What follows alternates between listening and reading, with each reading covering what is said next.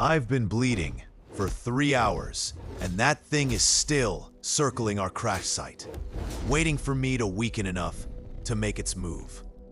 My wife Ayana lies unconscious in the twisted wreckage of our escape pod, her swollen belly rising and falling with each labored breath.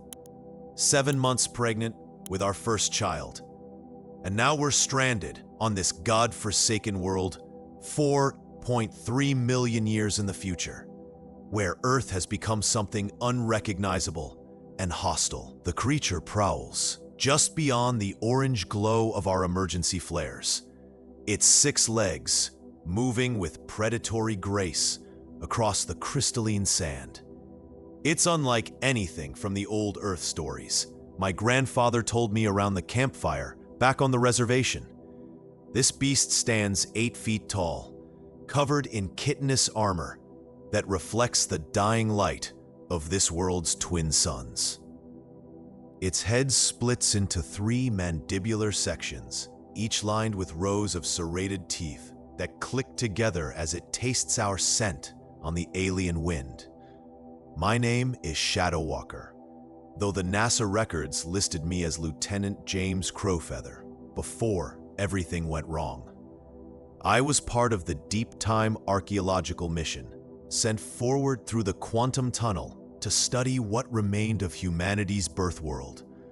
The plan was simple: spend 6 months cataloging the evolutionary changes, collect samples, and return to our time with data that could help us understand our species' ultimate destiny.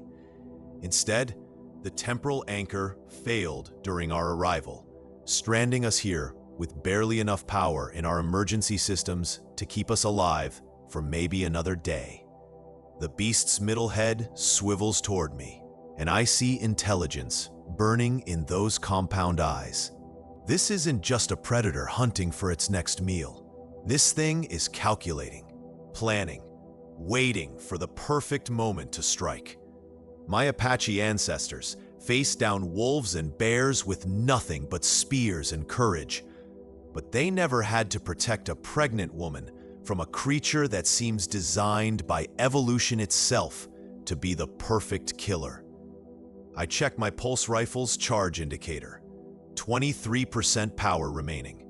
Not enough for a sustained fight, but maybe sufficient to drive the creature back long enough to get Ayana conscious and moving. The emergency beacon in our pod is still transmitting, but who knows if anyone will receive it across the temporal void. We're on our own, just like my people were when the cavalry came riding across the desert all those centuries ago. The creature shifts position, and I catch a glimpse of something that makes my blood run cold. Scattered around its current location are bones, picked clean and bleached white by the twin suns. Human bones, but changed, evolved. Femurs that curve differently, skulls with enlarged craniums, and jaw structures I don't recognize. These are the remains of what humanity became in this distant future, and apparently, this predator has been hunting them for generations. Ayana stirs behind me, a soft moan escaping her lips. The sound causes the creature to tense, its 3 heads all focusing on our position with renewed interest. I can see the muscles bunching beneath its armored hide as it prepares to charge. My finger finds the rifle's trigger as I whisper a prayer in the old Apache tongue, asking my ancestors to guide my aim and protect my unborn child. The beast takes a step forward, testing my resolve. Sand crunches beneath its clawed feet, and I notice the ground around its limbs beginning to smoke. Acid. The thing secretes some kind of corrosive substance that's burning through the crystalline surface. If it gets close enough to us, that acid will eat through our environmental suits in seconds. Ayana's hand finds my ankle, her grip weak but reassuring. "James," she whispers, using my birth name instead of my call sign. "The baby something's wrong. The contraction started an hour ago. My heart stops. Not here. Not now. Not with that monster waiting to tear us apart the moment I'm distracted. But as I look down at my wife's face, pale and drawn with pain, I realize that nature doesn't care about timing or circumstances. Life finds a way, even in the most hostile environments. Even 4.3 million years in the future on a world that no longer remembers what humanity once was. The creature lets out a sound that's part roar, part screech, and something else entirely. It's calling to others. In the distance, I can see answering calls echoing across the wasteland, and the silhouettes of at least 3 more beasts moving in our direction. We have maybe 10 minutes before this becomes an impossible fight. I activate the pod's emergency medical scanner and run it over Ayana's abdomen. The readings make my Apache warrior's heart sink into my stomach. The baby is in distress, and my wife's blood pressure is spiking dangerously. She needs immediate medical attention, the kind we can only get back in our own time, in a proper medical facility. But the temporal drive is completely fried. Our communication array is down to emergency power, and I'm watching a pack of evolved predators surround our position like wolves circling a wounded buffalo. The lead creature takes another step closer, and I fire a warning shot that illuminates the wasteland in electric blue energy. The bolt strikes the sand near its feet, turning the crystalline particles into a brief fountain of molten glass. The beast recoils, but doesn't retreat. If anything, it seems more interested now, as if the energy discharge has confirmed that we're worth hunting. Ayana's grip tightens on my leg. James, you need to listen to me. If something happens to me, you have to save the baby. Promise me. Nothing's going to happen to you, I tell her. But even as the words leave my mouth, I know they might be a lie. The medical scanner is showing complications I don't fully understand, and every minute we remain exposed on this hostile surface increases the danger to both her and our child. The creature's acid secretions are spreading now, creating a growing circle of smoking destruction around its position. I watch in fascination and horror as the corrosive substance seems to feed on itself, the chemical reaction growing stronger rather than weaker. Whatever this thing's biology has evolved into, it's perfectly adapted for this harsh environment, while we're just fragile visitors from a gentler time. 3 more shapes emerge from the crystalline dunes, their chitinous armor glinting in the fading light. They're coordinating their approach, communicating through subsonic frequencies I can feel more than hear.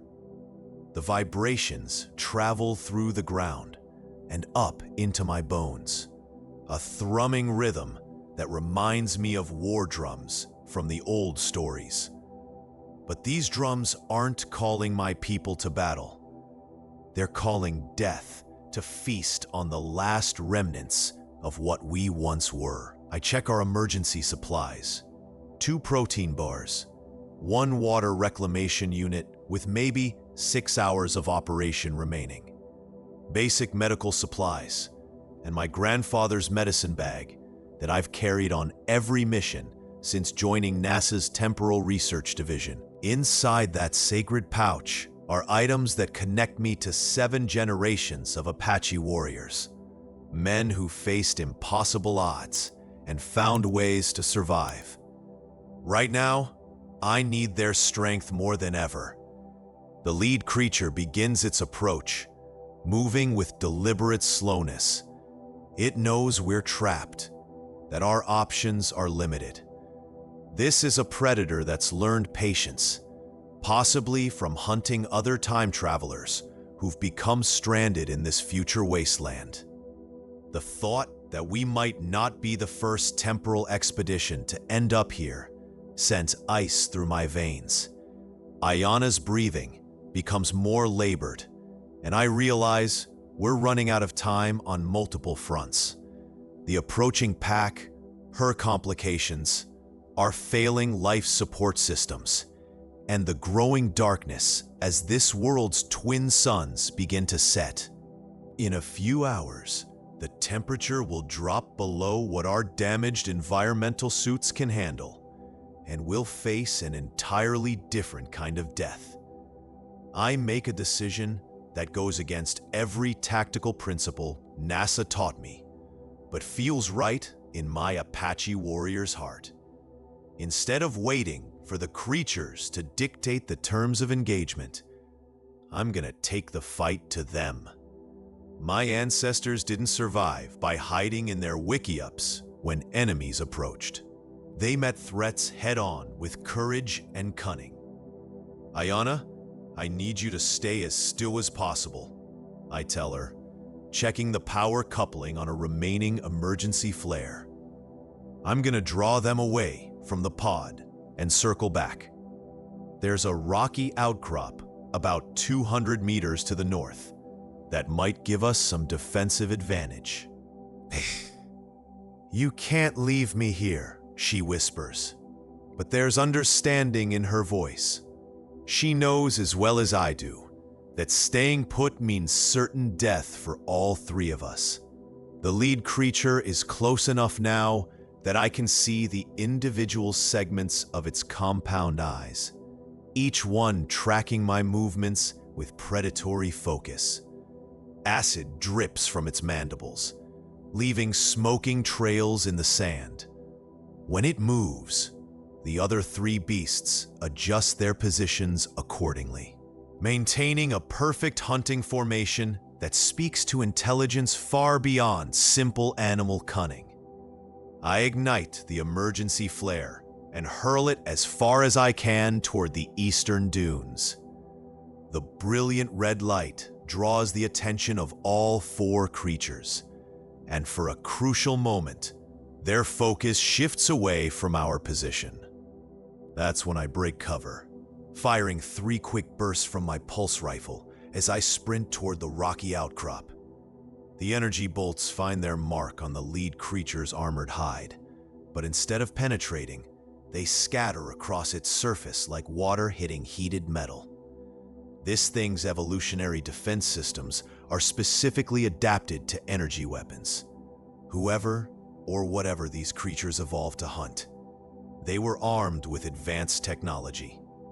Behind me, I hear Ayana cry out, and my blood turns to liquid fire. The sound isn't just pain, it's the beginning of labor. Our child has decided that now, in the middle of this nightmare scenario, is the time to enter the world. The irony would be laughable if it weren't so terrifying. The creatures pursue me, but their formation breaks as they navigate around the ignited flare. I use the momentary confusion to gain ground. My Apache ancestors' endurance serving me well in this desperate sprint across alien terrain. The rocky outcrop looms ahead, its weathered surface offering the promise of defensive positions and possibly even shelter. As I climb, my hands find purchase on stone that feels familiar, despite the millions of years that separate me from home. These rocks have been carved by wind and time into shapes that remind me of the mesas and canyons where I learned to hunt as a child. For just a moment, I feel connected to this future Earth in a way that transcends the temporal gulf. From this elevated position, I can see the full scope of our situation.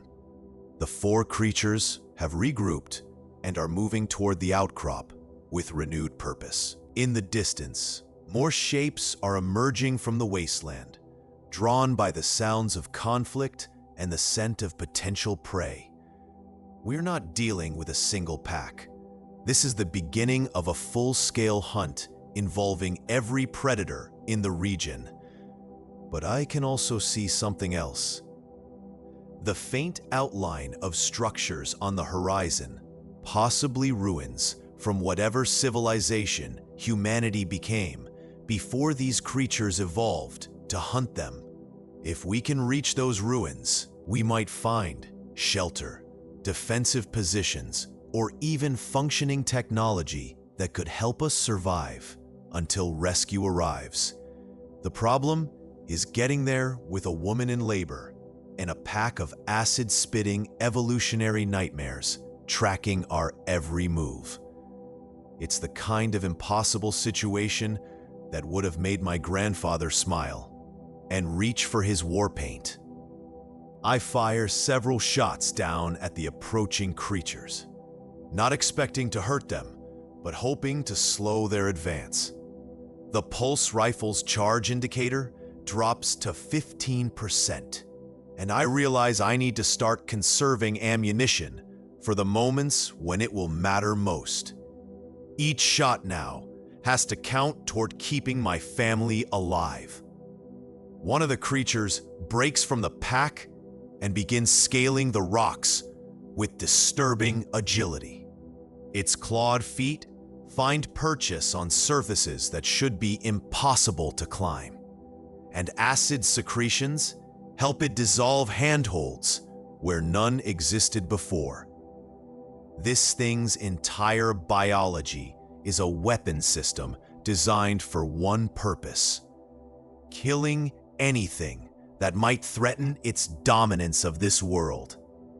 I switch to single-shot mode and put a bolt directly into the climbing creature's center mass. This time, at close range and with focused power, the energy penetrates its armor and sends it tumbling back to the base of the outcrop. It hits the ground with a sickening crunch, but immediately begins getting back to its feet. These things don't just have armor. They have redundant biological systems that keep them functional, even after taking damage that would kill most creatures. The wounded beast's blood is the same corrosive substance as its secretions, and where it splashes against the rocks, the stone begins to dissolve. I'm starting to understand the full scope of what we're facing. These aren't just predators. They're living weapons systems, evolved to break down and consume everything in their environment, including the landscape itself. Ayana's voice carries across the wasteland, and even from this distance, I can hear the urgency in her cries. The baby is coming whether we're ready or not, and I need to get back to her before she has to face childbirth alone on an alien world while monsters circle our position. But as I prepare to descend from the outcrop, movement in the ruins catches my attention. There are figures moving among the distant structures, too far away to make out clearly, but definitely not creatures like the ones hunting us. They move upright, with purpose, and they seem to be heading in our direction. The possibility that we're not alone, that some form of evolved humanity has survived to share this world with these predators, gives me the first hope I've felt since our pod crashed. If there are people in those ruins, they might have knowledge of how to survive in this environment. They might even have technology that could help us return to our own time. I begin my descent, moving as quickly as safety allows, while keeping the pulse rifle ready for another attack. The creatures at the base of the outcrop have regrouped and are spreading out to intercept me. No matter which route I choose, they've learned from watching me climb, and now they're adapting their strategy accordingly. The lead creature positions itself directly between the outcrop and our crash site, forcing me to choose between a direct confrontation and taking a longer route that might be too late to help Ayana. As I weigh my options, its three heads tilt in what looks almost like amusement. This thing knows it has me trapped between impossible choices. That's when I remember something my grandfather told me about fighting superior numbers. Sometimes the only way to win is to change the rules of engagement completely. Instead of trying to sneak past or fight through the creatures, I'm gonna do something they won't expect. I activate my suit's emergency beacon and set it to maximum broadcast power. The signal will drain our remaining battery reserves in minutes, but it will also create an electromagnetic pulse that might disrupt the creature's coordination abilities. If they're communicating through bioelectric fields the way their behavior suggests, a strong enough EM burst might temporarily blind their hunting network. The pulse rifle's power cell can be overloaded to create a small but intense electromagnetic burst. It's a one-shot gambit that will leave me without ranged weapons, but it might give me the opening I need to reach Iana before the pack reorganizes.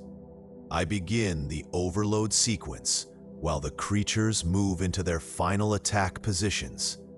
30 seconds to discharge, and they'll be on me. Before then, unless this works exactly as I hope. The rifle's housing grows warm in my hands as energy builds beyond safe parameters. My ancestors faced cavalry charges with nothing but courage and determination.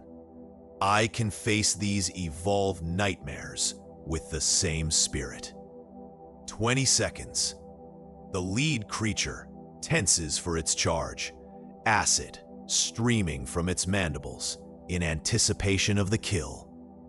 Its compound eyes fix on me with predatory hunger that speaks to millions of years of evolutionary refinement.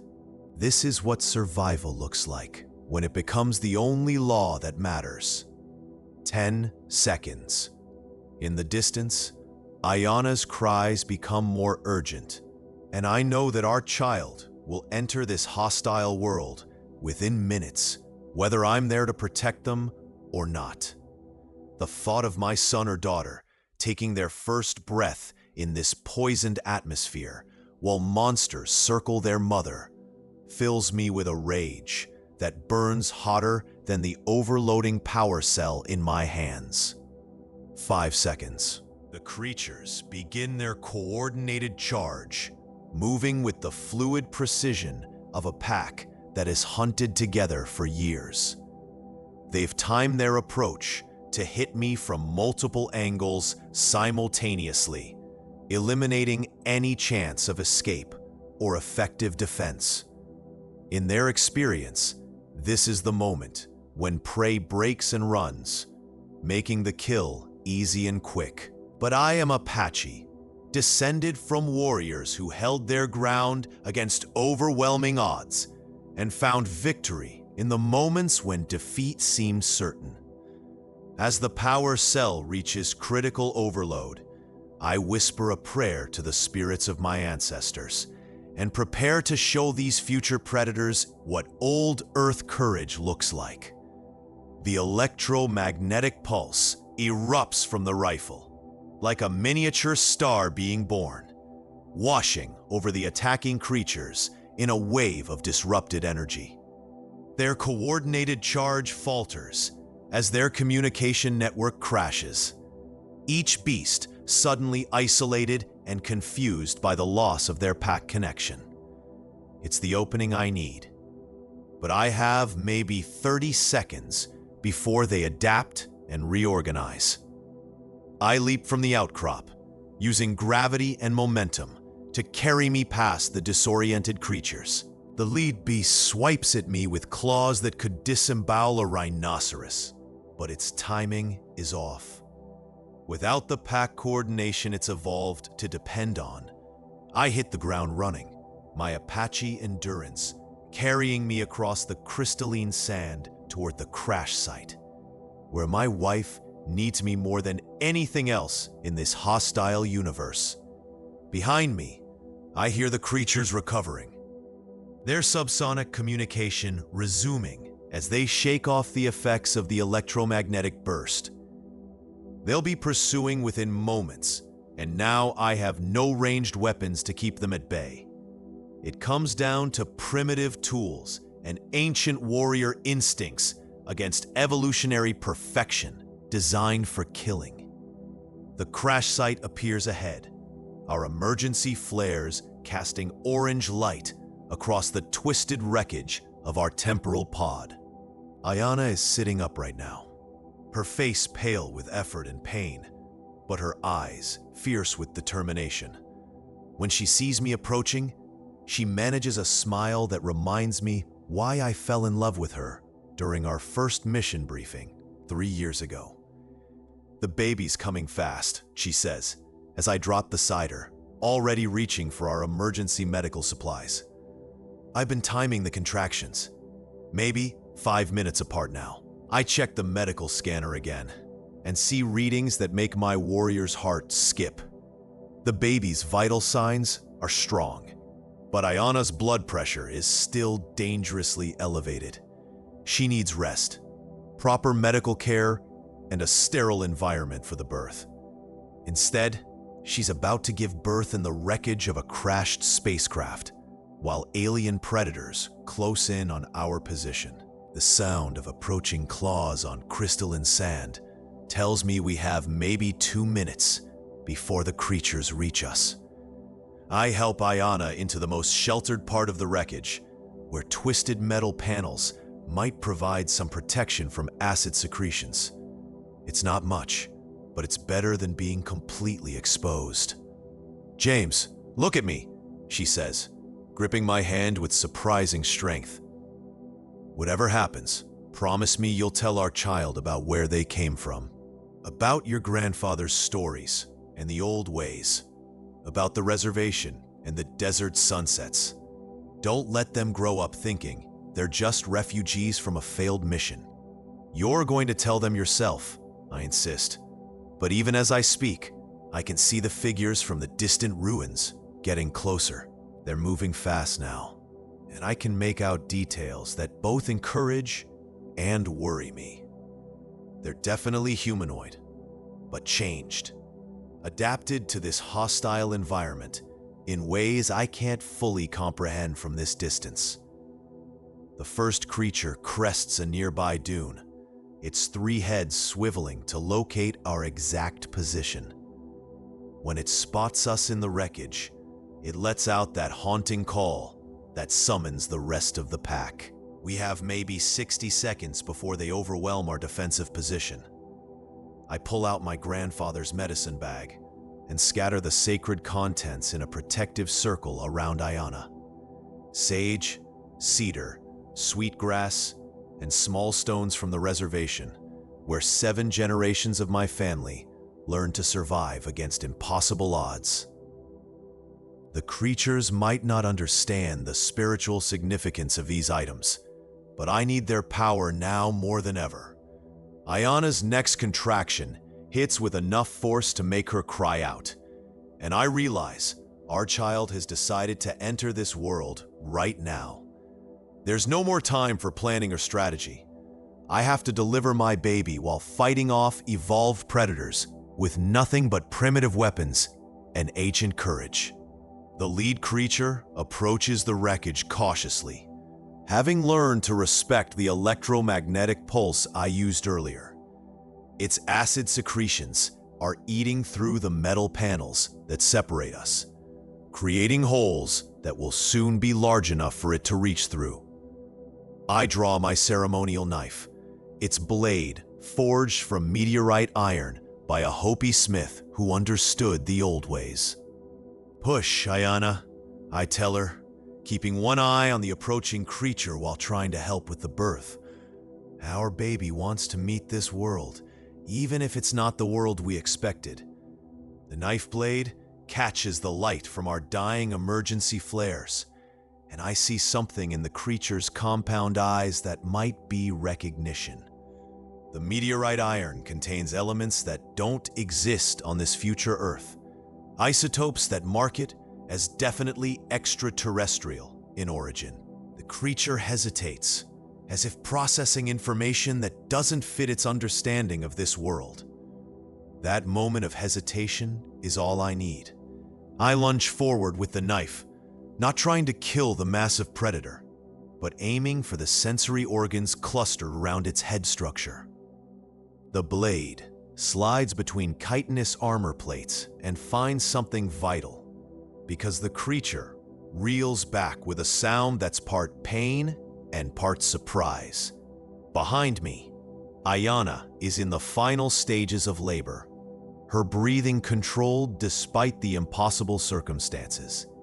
She's drawing on strength I didn't know she possessed, strength that connects her to every woman who ever gave birth under dangerous conditions and refused to surrender to despair. The other creatures respond to their leader's distress by accelerating their approach, abandoning caution for raw aggression.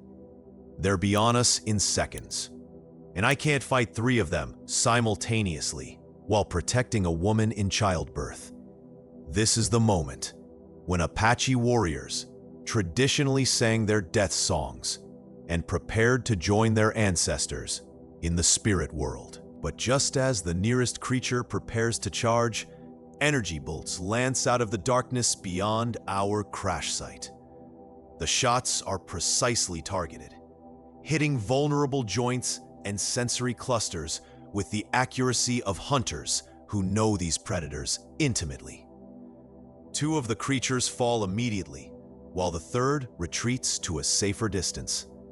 The figures from the ruins have arrived, and as they step into the light of our emergency flares, I see what humanity became after 4.3 million years of evolution on this hostile world.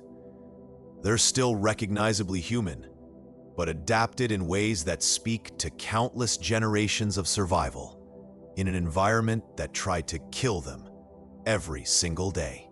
Their leader is a woman whose skin has a metallic sheen that deflects acid, whose eyes have developed additional layers that filter this world's harsh light.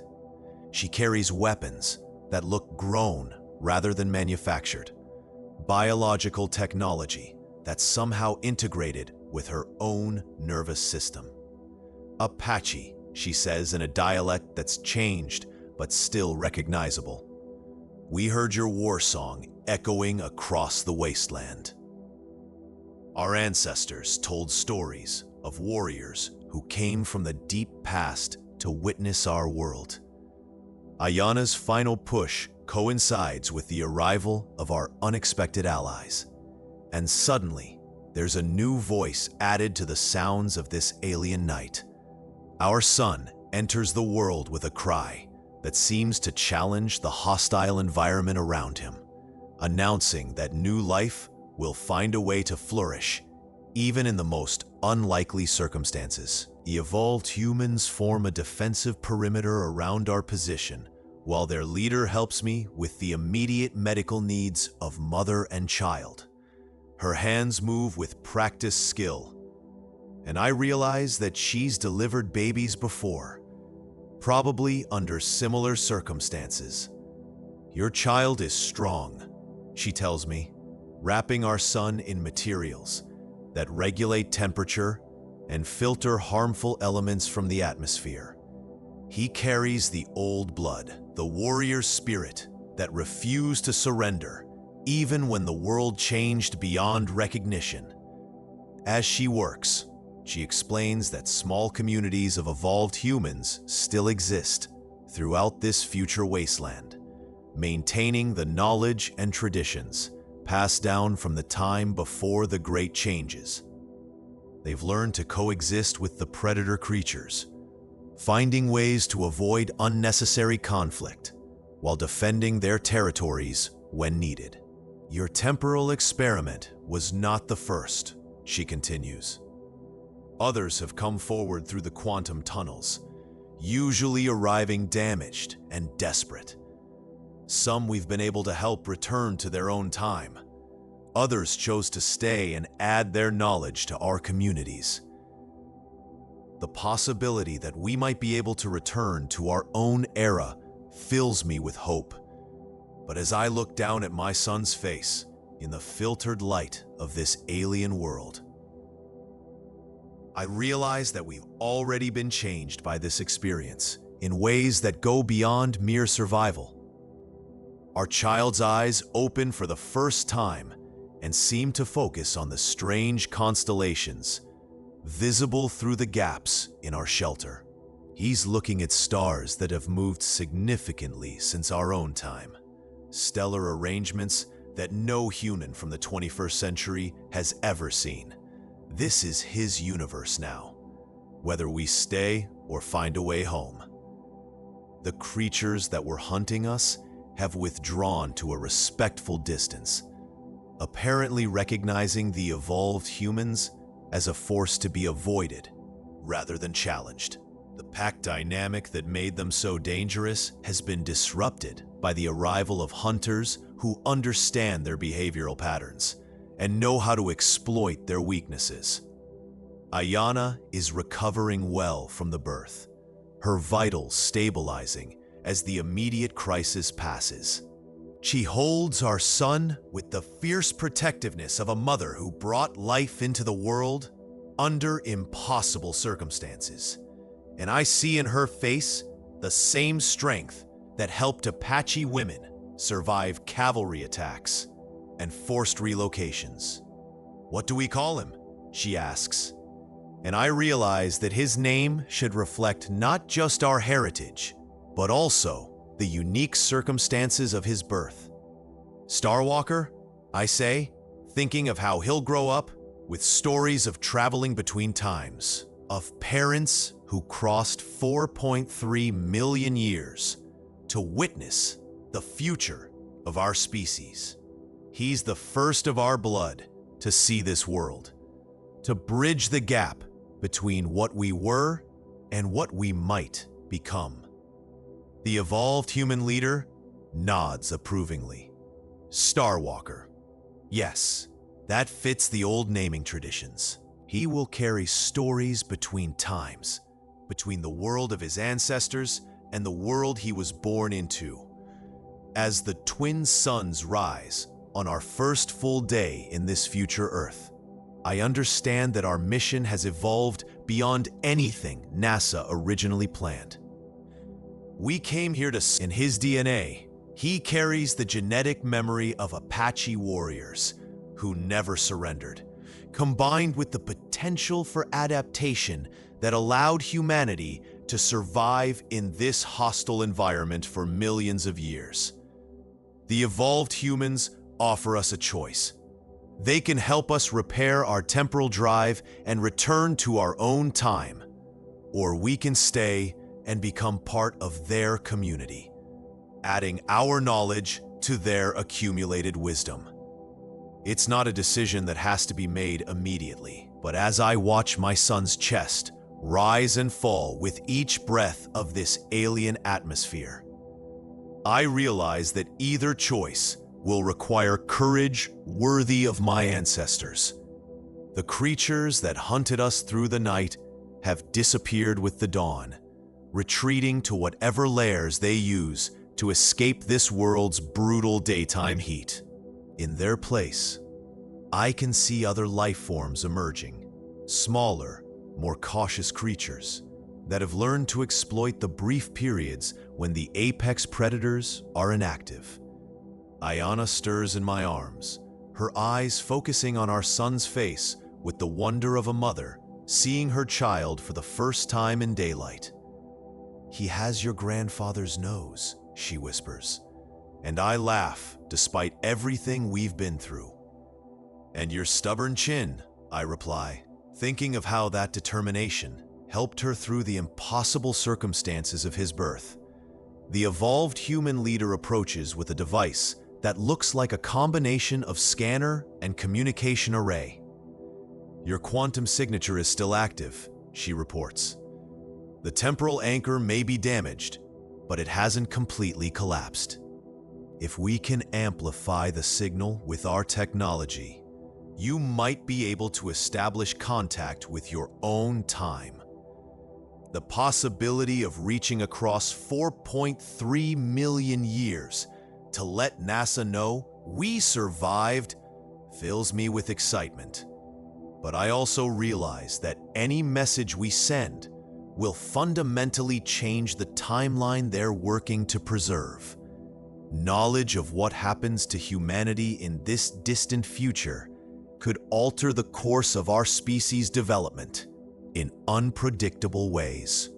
Starwalker opens his eyes again and seems to be studying the faces around him with unusual focus for a newborn.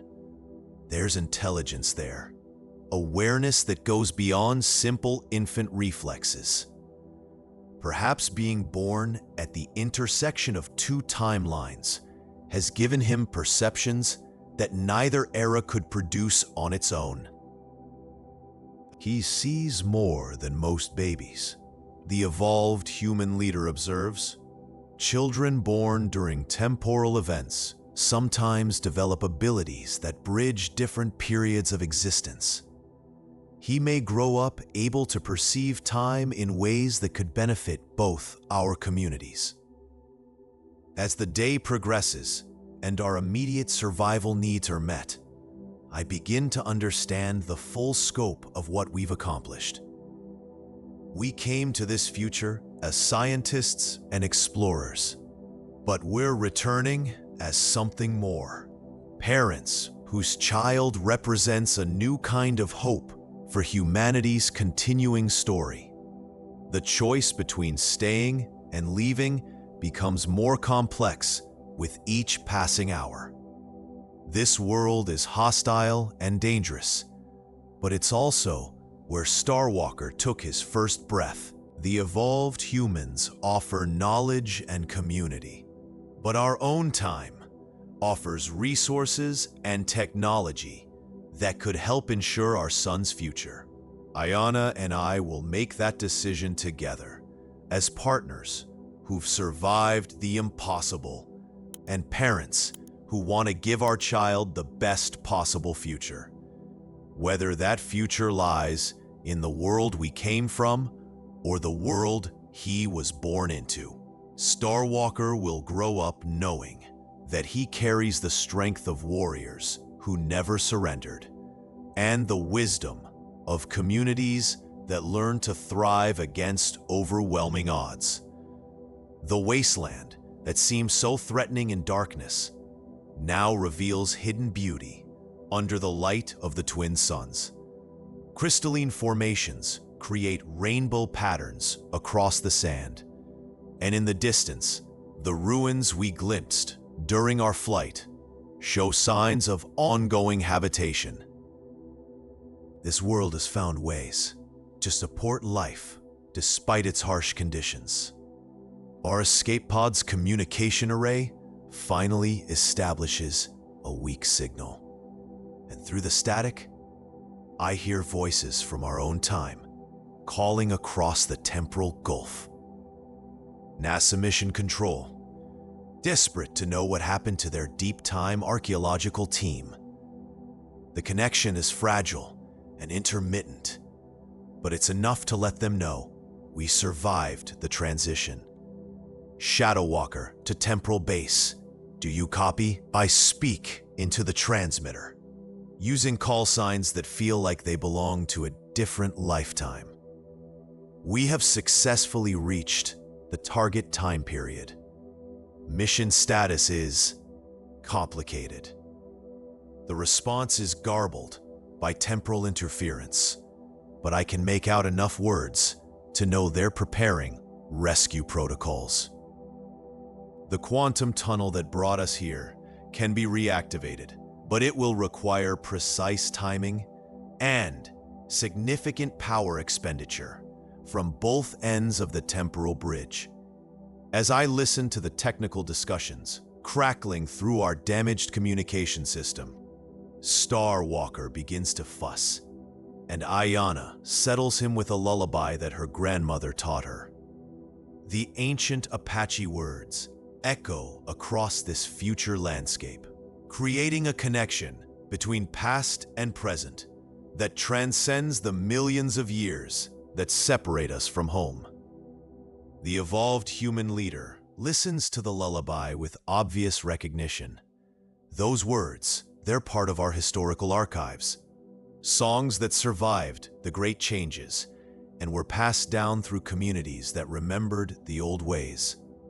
The realization that Apache traditions survived for 3 million years into the future, carried by people who evolved on this harsh world while maintaining connections to their ancestral heritage, fills me with pride that goes beyond personal accomplishment. My grandfather's stories, the ceremonies I learned as a child, the values that shaped my identity as both a NASA officer and an Apache warrior, all of it contributed to a cultural continuity that outlasted entire geological ages. But now, we face the choice that will define not just our future, but potentially the future of both timelines. Do we return to our own era with knowledge that could change the course of human development? Or do we stay and help these evolved communities prepare for challenges that our scientific training might help them overcome? Starwalker settles into sleep, his breathing synchronized with the rhythm of his mother's heartbeat. In his peaceful expression, I see the face of possibility itself, a child who exists at the intersection of past and future, carrying genetic memories of warriors and the adaptive potential of survivors. The decision doesn't have to be made today, or even this week. The temporal window will remain open for several more days, while both sides work to stabilize the quantum tunnel. But as I hold my son and look out across this alien landscape that has become his birth world, I understand that whatever choice we make will echo across both timelines. Whether Starwalker grows up learning to hunt with pulse rifles in the ruins of future Earth, or returns with us to face the challenges of our own time with the wisdom of having seen humanity's ultimate survival, he will carry within him the unbreakable spirit that connects all generations of our people. The twin suns reach their zenith, and the evolved humans begin preparations for the heat of midday by retreating to underground shelters carved from the living rock. They invite us to join them, offering the hospitality that has always marked human communities at their best. As we descend into the cool darkness beneath the surface, I carry my son into spaces that humans shaped through millions of years of patient work. The walls show evidence of countless generations who called this place home, who raised children and told stories and passed on the knowledge that kept their communities alive. Starwalker will always remember this place, even if we return to our own time. This future Earth, harsh and beautiful and unforgiving, will be part of his origin story. He'll grow up knowing that humanity can survive anything, can adapt to impossible circumstances, can maintain its essential character, even when evolution changes everything else.